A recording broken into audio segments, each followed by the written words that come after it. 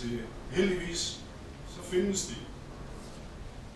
Og heldigvis er der flest færdeplager i trafikken. Men der findes også enkelte fantastiske færdeplager, som er uovertruffet i deres måde at agere på i trafikken, og som derfor må siges at være et forbillede, en motivator for andre trafikanter. Så jeg vil gerne se Nordjyllands mest fantastiske trafikant, Ole Møller.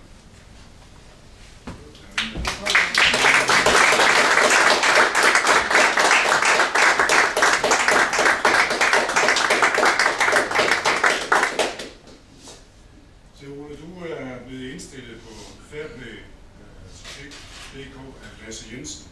Korrekt. Og han skrev om dig: stort overblik, respekt for dine medtrafikanter, holder altid tilbage for fodgængere, lader folk flette ind, sætter stor ære i at overholde færdselsreglerne, kører hjemmefra i god tid og har sågar installeret hastighedsalarm i køretøjet. Selv siger du blandt andet, at det giver stor tilfredshed at hjælpe andre og vise hensyn.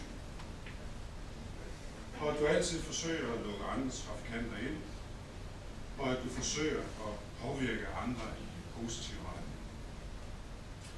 Så hvis der var flere som dig, så kunne Færdselspolitiet bruge kræfter på en masse andre ting.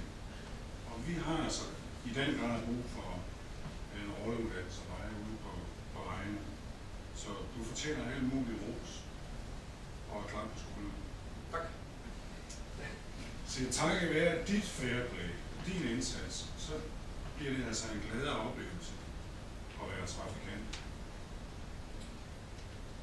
Det er netop evnen til at fokusere også på de mange små ting. Det er det, der giver den gode stemning ude på vejene, og som kan være med til, at vi undgår endnu flere ulykker. Så det er mig en stor glæde på vegne af Nordjyllands Færdselssikkerhedsudvalg at kunne overrække dig Fairplay-prisen. Udover den flotte titel, og prøv at smage på ordene en gang mere, Nordjyllands mest fantastiske trafikant, så er der altså også vundet en cykel og en tilhørende cykelhjelm, begge dele fra Kilomos. Cyklen er i hvert fald Kilomos.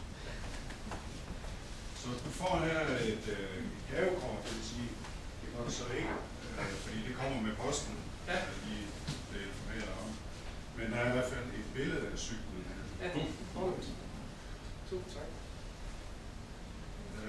Lasse Jensen, som indstiller, han vinder også en cykel, og der er lov at sige, at den er så fra Polarcykel. Men Ole, et stort tillykke med prisen. Tak for det.